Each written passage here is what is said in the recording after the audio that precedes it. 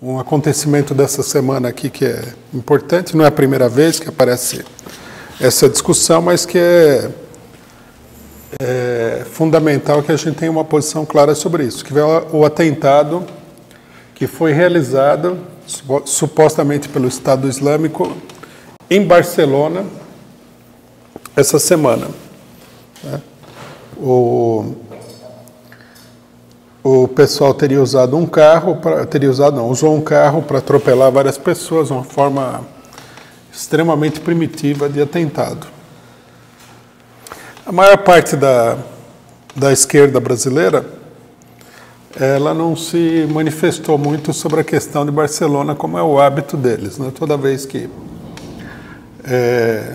há um atentado na Europa, morre aí alguém, pode ser meia dúzia de pessoas, pode ser 15, 20, né? A esquerda nacional e internacional aparece aí através das redes sociais, da sua imprensa, etc. e tal, para chorar o atentado, se solidarizar, falar que é um horror, que é a barbárie, etc. e tal. Bom, acho que a primeira coisa que a gente deve destacar, novamente, né, porque nós já falamos disso aqui várias vezes, é o seguinte, que evidentemente que esses atentados não podem ser vistos de maneira tão unilateral, né? É preciso entender, todo militante de esquerda deve entender isso daí, que independentemente do que nós consideremos em termos de método de luta, etc. e tal, da oportunidade de fazer um atentado como esse, dos alvos que são escolhidos, independentemente de todas as características, os atentados são uma resposta, né, à barbárie que é desenvolvida em uma escala infinitamente superior pelos países imperialistas no Oriente Médio. Enquanto a esquerda chora os atentados em Barcelona, em Paris, e não sei aonde, eles se esquecem de chorar, né, os bombardeios, a liquidação de países inteiros no Oriente Médio, que acontece todos os dias. No mesmo momento, praticamente, em que acontecia o atentado de Barcelona, nós temos em marcha dois acontecimentos importantes. A Arábia Saudita, que é o principal aliado do imperialismo norte-americano,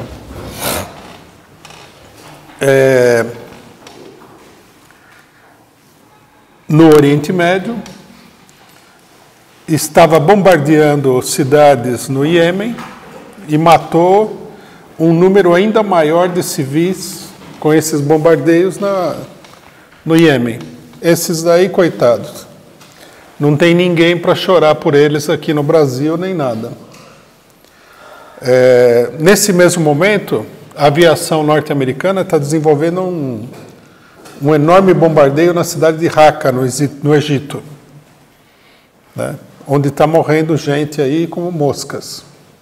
Então, quer dizer, a gente precisa colocar em evidência a hipocrisia de organizações que vêm a público denunciar os atentados dos árabes nos países europeus, mas que não levam em consideração o fato de que há atentados infinitamente superiores em termos de destruição no Oriente Médio. É como se o povo do Oriente Médio, massacrado sistematicamente, né, que tem os seus países destruídos, que tem populações inteiras aí massacradas, não tivesse direito de responder nada. A realidade é que, se os países imperialistas, eles estão lá, no país dos outros, eles estão na Líbia, eles estão no Iêmen, eles estão na Arábia Saudita, eles estão no Líbano, eles estão massacrando os palestinos na faixa de Gaza e tudo mais, a coisa mais natural do mundo é que o pessoal responda a esse genocídio em ampla escala com algum tipo de medida de retaliação. Quem pode condenar uma pessoa por essa retaliação? Quem pode exigir que as pessoas que são atingidas aí por uma chuva de bombas, Pessoas como, por exemplo, a população da Líbia, cujo país foi completamente destruído. Pessoas como a população do Iraque, cujo país também foi completamente destruído. Pessoas da população da Síria, cujo país também foi completamente destruído. Ou os palestinos que sofreram inúmeros bombardeios da maneira mais genocida possível, que o cidadão vá lá e veja, né, a população europeia como um inimigo a ser combatido. Quem é que pode condenar esse pessoal? É uma coisa hipócrita e é uma defesa também do genocídio imperialista no Oriente Médio, né? A morte de pessoas no Oriente Médio se conta na faixa dos milhões. Não são soldados, né? Mesmo que fossem soldados, não haveria legitimidade nenhuma, porque finalmente são países estrangeiros que estão invadindo a terra dos outros. São mulheres, crianças, são hospitais que são destruídos, são residências, escolas. Isso daí, numa escala gigantesca. É isso que tem que ser denunciado. Se você, por exemplo, vamos supor que nós, brasileiros aqui, o nosso país invadisse o Paraguai e começasse a bombardear a cidade, matar gente à torta e à direita. Aí vem um paraguaio desesperado aqui, solta uma bomba em São Paulo. Você pode dizer que o paraguaio tem que ser mais massacrado ainda porque ele soltou uma bomba em São Paulo? Lógico que não. Seria dever, né, de uma organização como a nossa exigir que o seu próprio país parasse de bombardear o Paraguai, de intervir naquele país, que deixasse a população em paz, que respeitasse o direito daquela população. Então é uma hipocrisia, né? É um cinismo e é um apoio a uma política genocida, a uma política criminosa. E quando nós falamos genocida, nós não estamos falando à toa, né? Porque o número de mortes aí leva, em determinadas situações, a quase o extermínio da população inteira. É o caso do Iêmen, né? Ali nós temos uma situação muito clara de genocídio.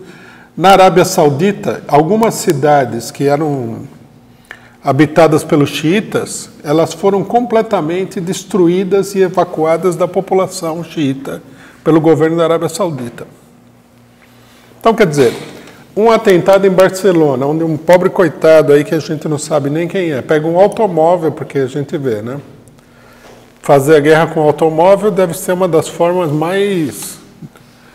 Depois do porrete, deve ser uma das formas mais primitivas de ação militar. Para responder a essa carnificina permanente que existe no Oriente Médio, é a coisa mais natural do mundo.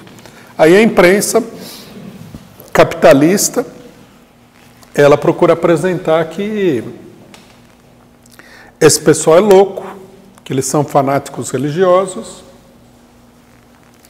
que eles estão fazendo isso e ninguém sabe por quê. Dá a impressão, se você vê pela imprensa, principalmente pela televisão, que o cidadão teve um surto de loucura lá e do nada, sem motivo absolutamente nenhum, ele decidiu atropelar gente na rua. Não é assim, né? A maior parte desse pessoal está extremamente esmagado pela intervenção imperialista nos países do Oriente Médio. Todos eles, sem nenhuma exceção. Essa que é a realidade. E se alguém levanta a cabeça contra a carnificina, o genocídio, a monstruosidade imperialista, o que acontece? Ameaçam o cidadão de intervenção militar, como acontece no caso do Irã, tá? O Irã defende os palestinos e isso daí é fonte de uma ameaça permanente. Uma das organizações que adotou novamente essa posição é o PSTU, né?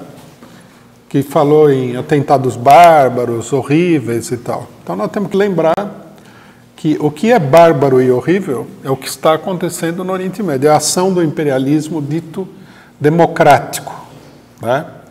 Uma matança que as estimativas mais moderadas da situação indicam que nos últimos 10 ou 15 anos morreram mais de 3 milhões de pessoas.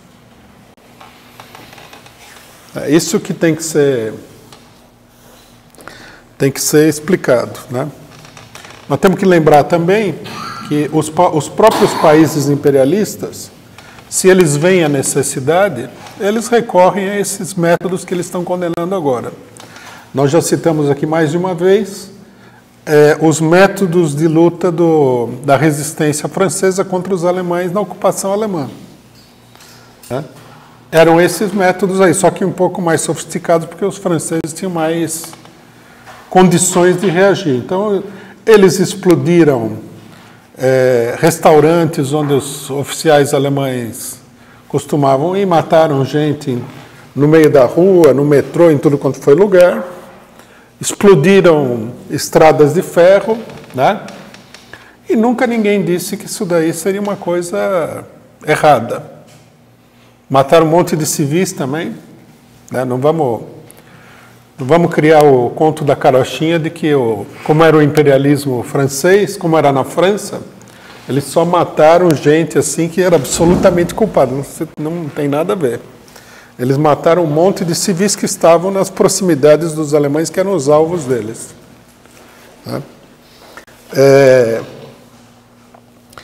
O hino dos partisãs franceses, que é tocado oficialmente na França, nos acontecimentos oficiais, principalmente das Forças Armadas Francesas, ele tem uma estrofe que fala assim: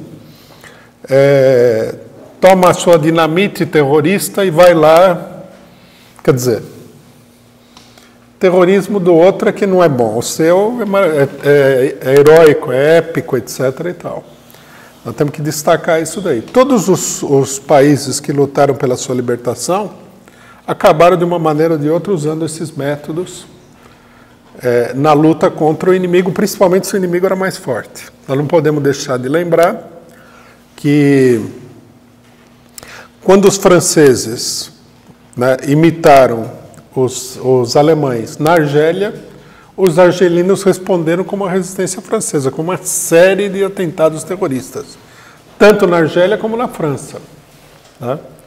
Se nós vamos agora nos colocar na posição de um julgamento de tipo moral e não político e não de classe diante desses conflitos, nós vamos acabar do lado do imperialismo, que faz a propaganda de que toda a sua atividade é democrática, é ética, humanista, e essa aí é tudo mentira. Né?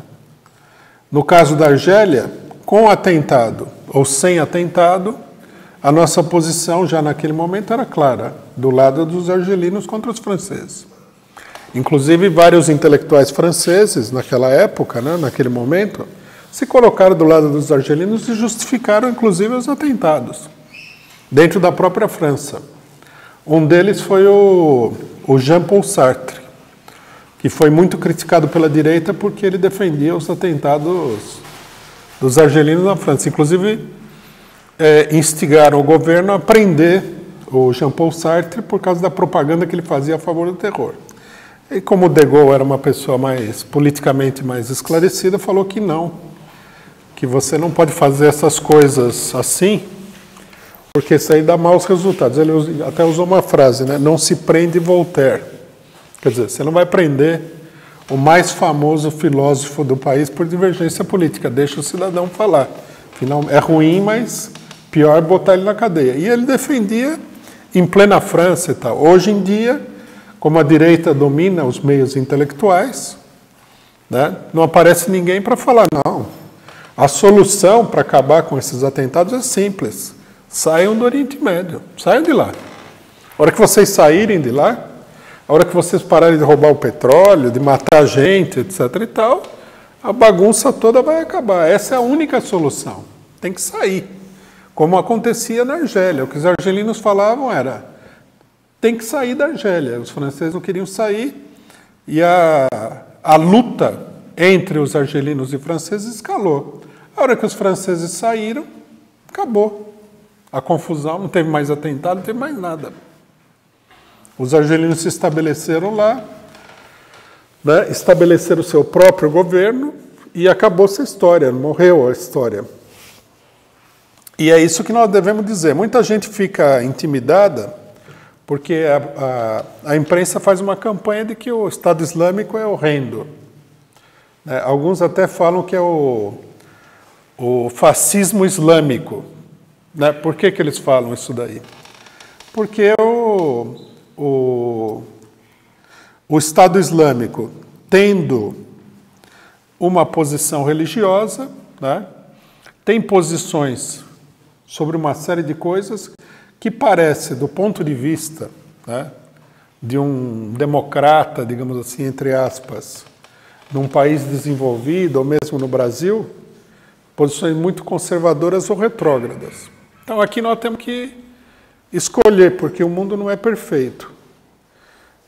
O Estado Islâmico, por exemplo, tem uma posição de submissão das mulheres, porque eles são fundamentalistas islâmicos.